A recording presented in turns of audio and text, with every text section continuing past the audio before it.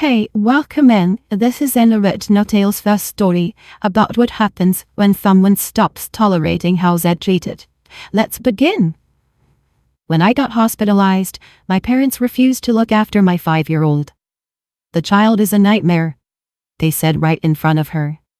Then drove off on a luxury sea tour with my sister's kids. Later my aunt walked in and said, when my parents saw her, they went pale. If you've ever watched adults do that thing where they put on their concerned face because there are witnesses, you already know how this starts. One minute, my daughter Mila and I were doing our normal after-school routine. Snack negotiations, the eternal debate of, is a granola bar a cookie? Her telling me a story that began with, so there was a dragon, but also a teacher, and ended somewhere near the extinction of humanity. The next minute, we were in the hospital. I'm not going to make this a medical drama. I'm not interested in describing machines or beeping or whatever. The only important detail is this. I was stuck behind a curtain, and Mila was stuck being 5. She stood close enough that her little fingers kept catching on my sleeve. Not pulling, not tugging, just holding on. Like if she let go, I might vanish. Her eyes were wide in that way kids get when they're trying to be brave because they can feel the adults around them are scared. A nurse leaned in and spoke in a voice that was gentle but also very clear in a, we do this all the time way. Is there anyone who can come take your daughter? She asked. She can't stay back here. I remember looking at Mila and thinking, of course she can't stay back here. This place is basically a maze of sharp corners and adult panic. I can call my parents, I said, and I heard my own voice trying to sound normal. Like this was just inconvenient, not terrifying, because, listen, my parents live nearby. They are the kind of people who are always busy, but also the kind of people who love appearing helpful in public. The hospital is like a stage with fluorescent lighting. Surely they would show up. I gave the nurse their numbers. Mila pressed closer to me and whispered, are we going home soon? Soon, I said, because that's what moms do. We say soon, like it's a magic spell. The nurse stepped out, made the call, came back and said, they're on their way. Mila exhaled like she'd been holding her breath with her whole body. Grandma's coming? She asked. Yes, I said. Grandma and Grandpa. Mila nodded so hard her ponytail bobbed. Then she climbed onto the chair beside the bed and folded her hands in her lap like she'd been instructed by an invisible teacher to be good. That's the thing about Mila. She's not a nightmare. She's sensitive. She's intense. She feels things with her entire face. But she tries so hard. And honestly, the only nightmare in that room was the growing realization that I could not physically protect her from what was about to happen. My parents arrived about 40 minutes later. I know because Mila kept asking, how many minutes now? And I kept glancing at the clock like I could make time behave if I stared hard enough. The curtain swished. My mother appeared first, face arranged into a concerned expression like she'd practiced it in the mirror. My father came in right behind her, scanning the room like he was checking for cameras. Mila practically launched herself off the chair. Grandma, she cried, and ran to my mother like she was an answer. My mother bent down and opened her arms. She hugged Mila, tight, theatrical. The kind of hug you give when you want the world to know you're hugging. Oh, sweetheart, my mother cooed, and then she looked past Mila at me. Tessa. What happened? I tried to sit up and failed. I tried to smile and failed. I tried to keep my voice calm. I need you to take Mila, I said. Just for tonight. I don't know if they're keeping me. There was a moment, just a heartbeat, where I truly believed she would say yes. Because this is a normal request. This is what families do. This is what grandparents do. My mother's expression flickered. Not concern. Calculation. Then she did a little laugh. Light, breezy. The kind of laugh adults do when they want to make something feel smaller, more manageable, more not their problem. "Oh, Tessa," she said, and she didn't even lower her voice. She said it right there in front of Mila, like Mila was a lamp. Like Mila was furniture. "She's a bit of a nightmare. You know what she's like." Mila heard it. You could see it hit. Her shoulders went in. Her face went blank in a way that made my stomach drop. She didn't cry immediately, she just froze, like her little body was deciding whether it was safer to disappear. I felt something snap inside me. Not rage exactly. More like clarity. "Don't say that in front of her," I said. I kept my voice steady because Mila was watching me. "Please. Just take her." My father shifted his weight and glanced at his watch. "We can't," he said. Just that. No apology. No explanation. Like I'd asked him to water my plants. I stared at him. "What do you mean you can't?" I asked. My mother sighed. Her eyes darted toward the nurse's station beyond the curtain, as if she wanted to keep her image intact. "We're busy," she said. "We can't do this right now." I let out a sound that wasn't quite a laugh, and wasn't quite a sob. "I'm in the emergency room." My mother's mouth tightened. "And you're awake. You're talking. You're fine." Mila's fingers tightened on my sleeve. She was looking at my mother like she didn't recognize her anymore. I swallowed and tried again. "Please. She needs someone she knows." My mother leaned in and kissed my forehead, quick, perfunctory, like she was stamping a document. "Be good for mommy, okay?" she said to Mila, smiling brightly. And then she turned and walked out. My father followed. Without Mila. For half a second, I didn't move because my brain genuinely refused to accept what my eyes were seeing. It was like watching someone commit a social crime in slow motion. Like surely someone would stop them. Surely an alarm would go off. Surely the universe would correct itself. But the universe did not. The curtain swished closed behind them. Mila made a small sound, soft, strangled. Like she was trying to swallow her crying because she'd just been told she was a nightmare, and she didn't want to prove it. I reached for her, but a nurse stepped in gently, her voice firm. "We need to move your daughter out of the treatment area," she said. "We'll keep her safe. But she can't stay back here." Mila looked at me with wide, panicked eyes. "Mom? I'm here," I said. Even though I wasn't sure I could keep that promise. I smoothed her hair and said the only thing I could think of. "You didn't do anything wrong." The nurse crouched down to Mila's lovey. "Hey sweetheart, I'm going to take you to a family room where you can sit and have some water, okay?" Mila's gaze flicked from the nurse back to me, pleading. She clung harder. And then the nurse gently peeled her fingers off my sleeve. I watched my child get led away down a hallway because my parents refused to take her. That's the betrayal. Not the leaving. The leaving was bad.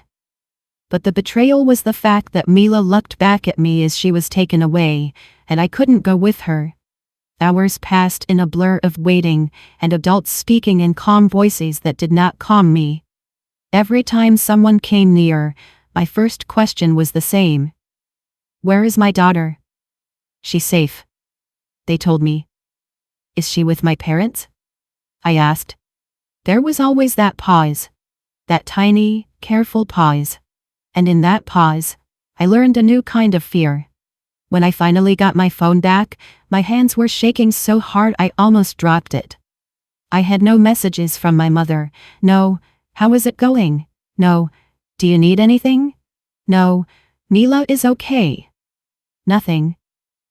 The next afternoon, when they finally handed my phone back for more than 2 minutes, I had notifications. Sloan had posted.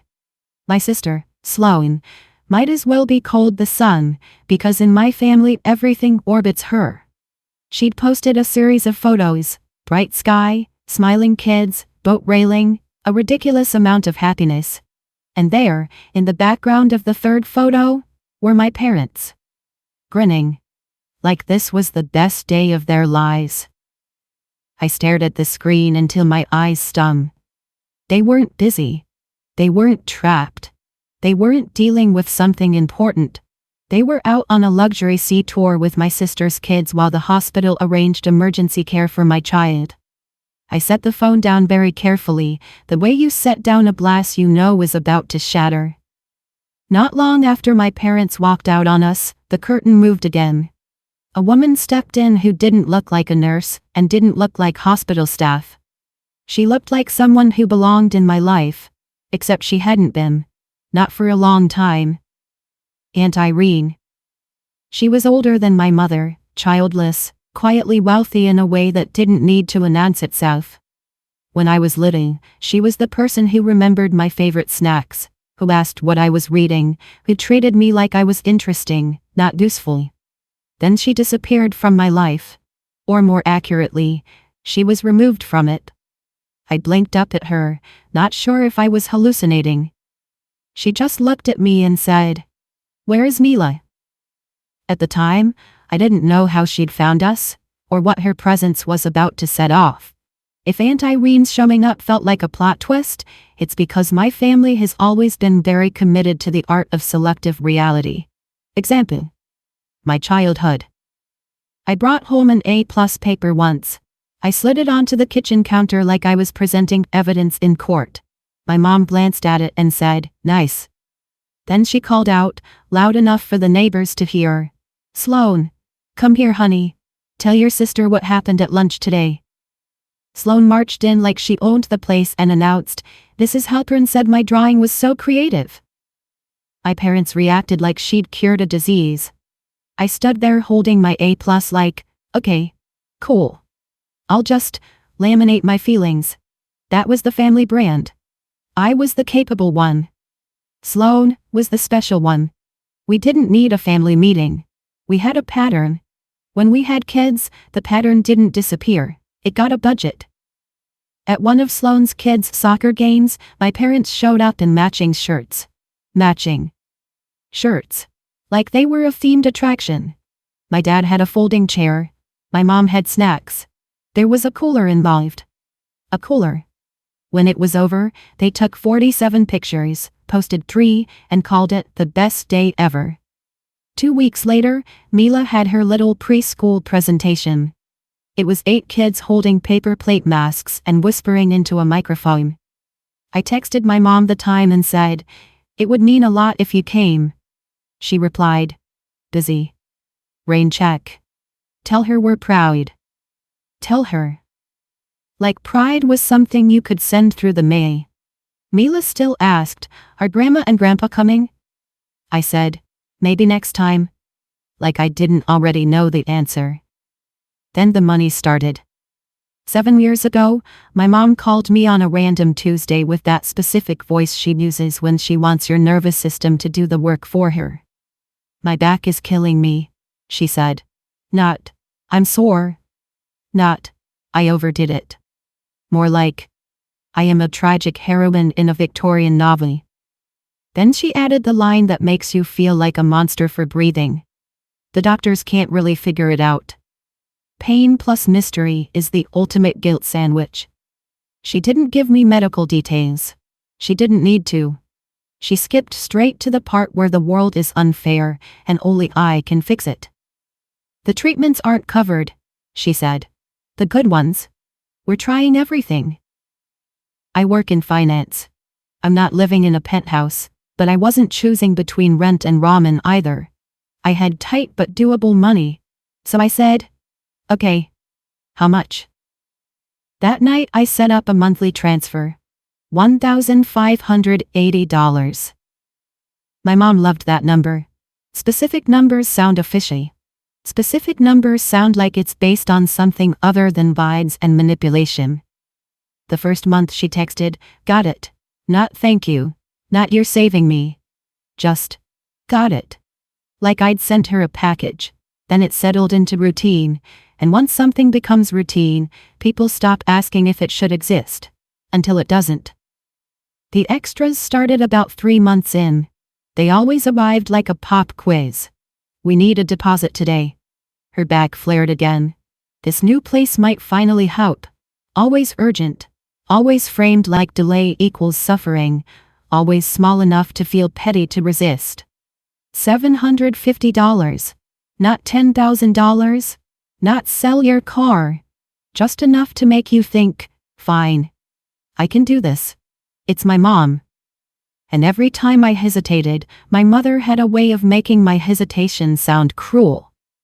You don't want me to be in pain, do you? Which is a wild question, because obviously no one wants that. But also, I didn't want my daughter growing up thinking love equals emergency transfers. At home, I lived like someone who was doing fine on paper and doing math in my head in real life. I'd be in Target holding 2 identical packs of socks, calculating which one was cheaper per pair, like I was running a small nation. Mila would point at a toy and say, "Can I have that?" And I'd say, "Maybe for your birthday." While my bank account quietly funded my mother's treatment and my sister's entire personality. Meanwhile, my parents still found money for things that didn't look like pain. My mom's hair suddenly got shinier. My dad's watch got nicer. Sloane's life stayed comfortable.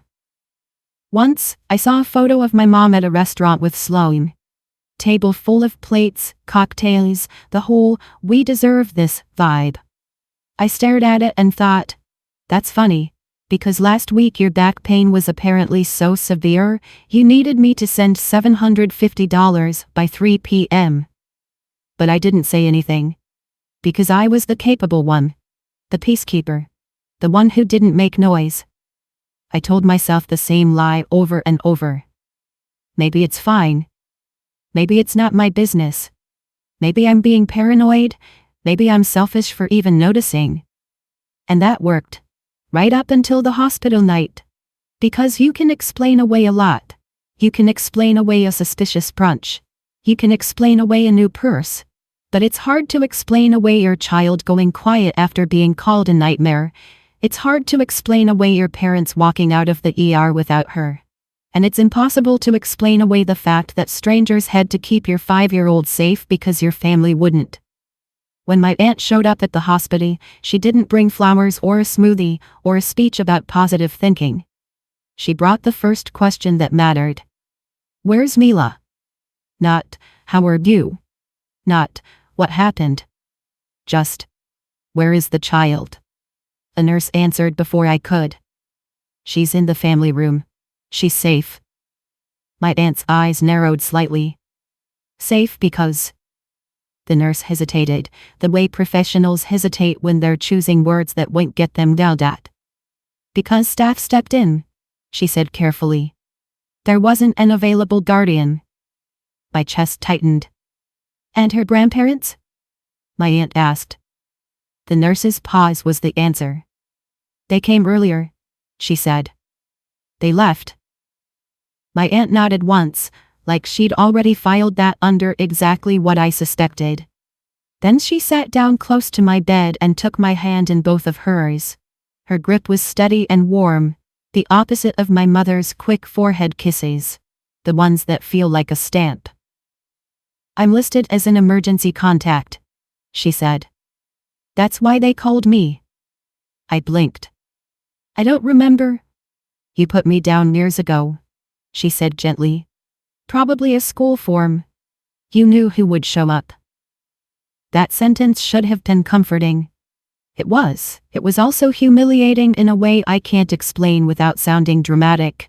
Like I'd been quietly preparing for this kind of betrayal without admitting it to myself. Before I could speak, the curtain moved again. My parents walked in. Not quietly. Not nervously.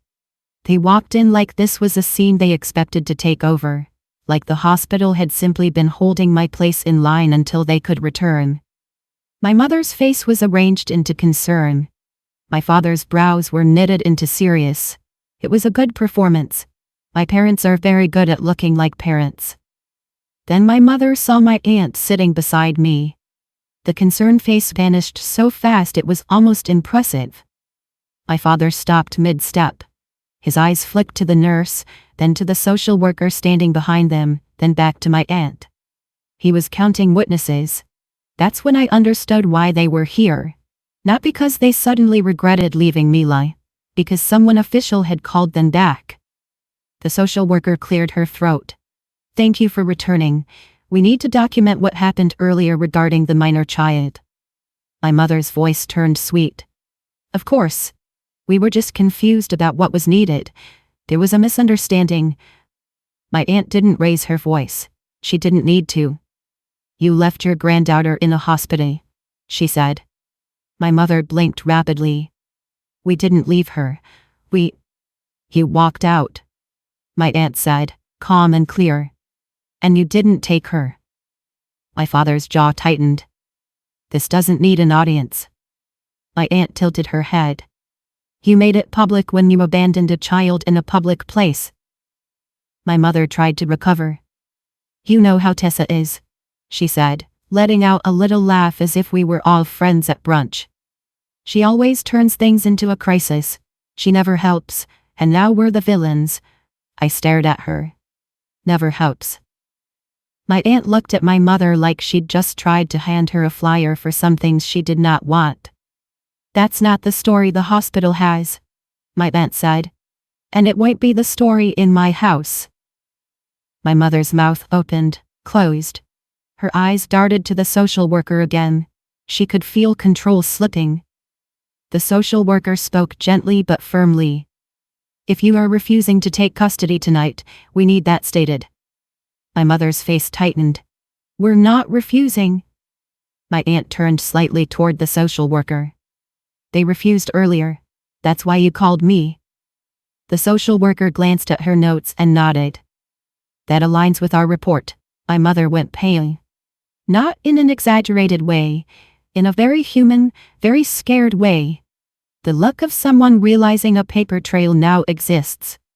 My father cleared his throat. Where is Mila? In the family room, the nurse said. With staff. My aunt stood. She's coming with me. My mother's head snapped up. Excuse me? I'm taking her tonight, my aunt said. And tomorrow. And for as long as it takes. My mother's voice sharpened. You can't just take our granddaughter. My aunt didn't flinch. You had your chance. The social worker looked at my aunt. You are listed as emergency contact, correct? Yes, my aunt said. The social worker nodded. Then we can document temporary care transfer to you. My mother's face did something awfully. It tried to smile, and it couldn't. She turned to me, voice suddenly soft. Honey, we'll take Mila now. We were just overwhelmed earlier. I heard, as if it echoed off the hospital walls. The child is a nightmare. I didn't answer. My aunt asked the nurse to bring Mila in. When Mila walked in, she didn't run to anyone. She moved slowly, like she didn't trust the room anymore. She looked at me first, then at my mother, then back at me. My aunt crouched to her lovey. Hi, sweetheart, she said. I'm going to stay with you tonight. Mila's eyes widened. Are you taking me? Yes, my aunt said. Your mom's going to be okay. And you're going to be safe. Mila looked at me like she needed permission. I nodded, throat too tight to speak, and Mila leaned into my aunt like she'd been holding her own weight for hours, and was finally allowed to stop. My mother made a small sound like she wanted to argue. The social worker didn't even look up. This is documented, she said. My parents left. Again. And this time the room didn't feel emptier. It felt cleaner. After Mila left with my aunt, the room went quiet in a way that should have felt peaceful. It didn't. It felt like someone had turned the volume down on my life and left me alone with the part I'd been avoiding for years. I stared at the ceiling and tried to rest, but my brain kept replaying one moment on a loop. My mother saying, "The child is a nightmare." Like it was a joke. Like Mila wasn't standing right there. I didn't see my aunt again that night. That made sense. Mila needed an adult. I needed stitches in my life, not conversation. The next morning, when the hospital finally let me sit up without hovering staff nearby, my aunt walked in again.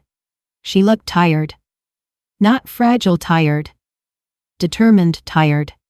The kind of tired you get when you've been up with a child who isn't yours, but is trying very hard not to cry. She sat down, exhaled, and said, "Mila fell asleep holding my hand." My throat tightened. Was she okay? She was scared, my aunt said simply. But she's okay. She's safe. Then she paused, and her expression shifted into something almost awkward, like she was about to say something she didn't like saying. "I need you to know something," she said. I braced myself. "They've been talking about you for years," my aunt said. "Your parents. Not loudly. Not in a way you could point to and prove. Just little comments. Little stories." My stomach dropped. "What kind of stories?" My aunt looked at me, steady. "That you don't help them. That you're selfish. That you're too busy. That you make everything difficult." I stared at her. "And," my aunt added, voice tightening slightly, "even if that were true, it still wouldn't excuse what they did last night. You don't abandon a child. You don't say things like that in front of her and walk away." For a second, all I heard was the phrase, "even if that were true." I blinked. "What do you mean? Even if that were true?" My aunt frowned. "I mean, that's what they've said. I'm not saying I believe it now. I'm saying it doesn't matter. It's still not okay." I sat there, staring at her like she'd spoken a different language. "They told you I don't help them?" I repeated. My aunt nodded once. "Yes." Something in my chest went cold and sharp. "I've been sending them money every month," I said, and the words came out flat, like my mouth didn't belong to me. "For years." My aunt's face didn't change right away. She just looked confused, like she was waiting for the punchline. I swallowed. "A monthly transfer. $1,580. My aunt went very still. "Tessa." "I thought it was for my mom's back pain," I said. "Treatments. Things insurance wouldn't cover." That's what they told me, and then there were extra payments when she was flaring, or when there was a deposit due. My aunt's mouth parted slightly. She didn't speak. She just stared. And that stare did something to me. Because suddenly I realized how absurd it sounded out loud. How unbelievable it would be to someone who'd been told the opposite story for years. "You don't believe me," I said. My aunt's eyes snapped to mine. "I'm trying to process it." "I know," I said, and my voice shook. "I know how it sounds. That's why I didn't want to say it. That's why I didn't want to add it up." My hands were trembling as I reached for my phone. Not because she demanded proof, because I needed her to see it with her own eyes. I needed someone to see it.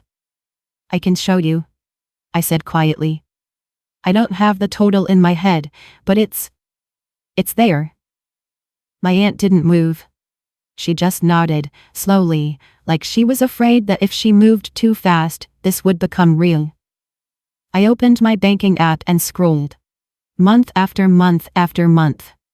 $1,580. The same number, repeated like a heartbeat. My aunt leaned forward without realizing she was moving. Her hand went to her mouth. "Oh," she whispered. I kept scrolling. My throat burned. That's 7 years," I said. "And the extra payments are in here too." My aunt's jaw actually dropped. Not in a dramatic way, in a stunned, quiet way that felt worse than shouting. "They told me," she said slowly, like the words hurt to form, "that you never supported them, that you wouldn't help at all." I laughed once, sharp and bitter. Apparently I'm selfish, and also an ATM. My aunt stared at the screen again, then up at me, and something changed in her face. It wasn't pity. It was recognition. They lied to me, she said, very softly. Then she looked down at the numbers again and added, even softer. And if they lied to me, they've been lying to you. She didn't say anything dramatic after that. She didn't promise revenge. She didn't give me a speech. She just sat there for a moment, staring at my phone like it might start making sense if she looked long enough. By the time I was discharged and back on my own couch, still sore and exhausted, she was already texting me lists. Over the next week, we worked in quiet bursts while Mila colored at the kitchen table, and my aunt made sure she felt safe. We pulled statements. We gathered screenshots of the urgent texts. We lined up dates. We didn't need drama. The pattern was dramatic enough.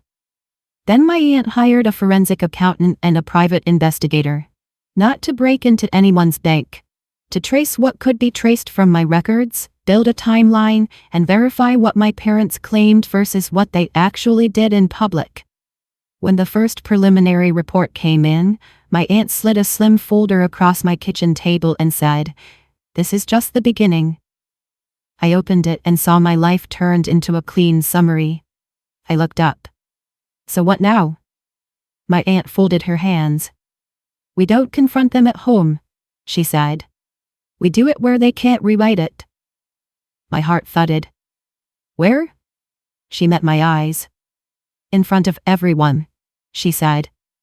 "My parents love family gatherings the way actors love opening night. It's where they control the story." A few weeks later, there was a gathering. Everyone was there. Relatives, cousins, a couple family friends. My mother was glowing, playing hostess like nothing had ever happened. My father hovered nearby, scanning the room like he was checking exits. Mila stayed close to me. My aunt arrived quietly, no announcement, no fuss. Just calm. My mother's smile went too bright when she saw her. "Irene, what a surprise." My aunt smiled politely. Not warmly. Politely. My mother floated through the room making sure everyone saw her being wonderful.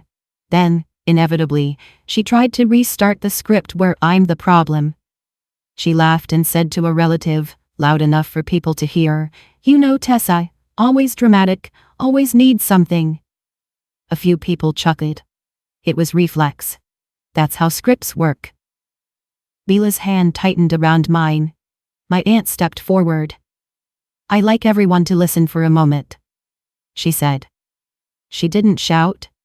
She didn't beg. She spoke like someone who had already decided the conversation was happening. The room went quiet in slow motion. My mother blinked.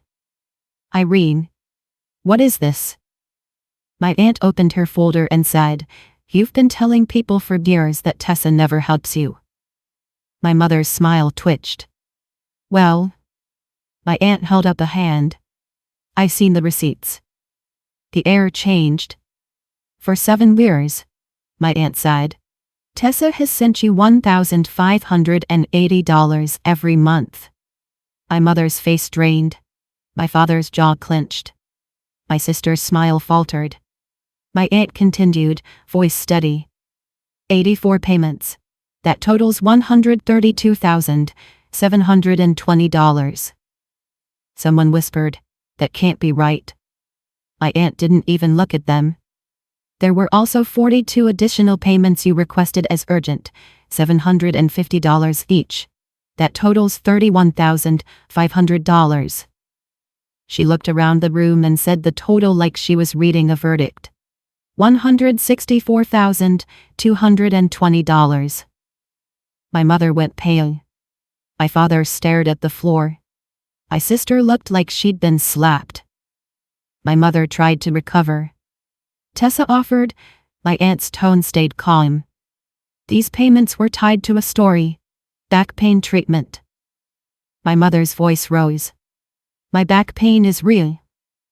My aunt nodded once. "That isn't the question tonight." She held up a printed screenshot. "This is your message. Deposit due today, or they cancel the program." Another. "This is..." Her back flared again. "We need $750 by 3. Another. This next treatment might finally help. She looked around. That is not casual support. That is pressure. My sister stepped forward, sharp. This is none of your business. My aunt turned slowly. It became my business when a child was abandoned. The room froze. Then my aunt said the line that landed like a dropped plate. They came to the hospital, she said, looking directly at my mother and father. They refused to take Mila. And my sister said, in front of that child, the child is a nightmare. My mother's breath hitched. My father's face went tight with shame. My sister's eyes flashed. My aunt kept going, voice still even. They left. Hospital staff had to arrange emergency care because no guardian would take her. Mila pressed closer to my side. I didn't move. I didn't have to. My aunt was saying what needed to be said. And while Mila was being kept safe by strangers, my aunt sighed. These two were smiling in photographs on a luxury sea tour with the other grandchildren. My mother whispered, "We were busy." My aunt's eyes sharpened. "You were on a boat." Silence. The kind that makes your ears ring. My aunt closed the folder gently. Then she said, "I am updating my trust. Effective immediately." My mother made a small sound, like her body tried to argue before her brain could find words. My father's face tightened with fear. My sister went still. My aunt's voice stayed calm. Mila's future will be protected. Tessa will not be used as a financial source again. My mother finally found words. "You can't," my aunt cut her off, polite as a closed door. "I can."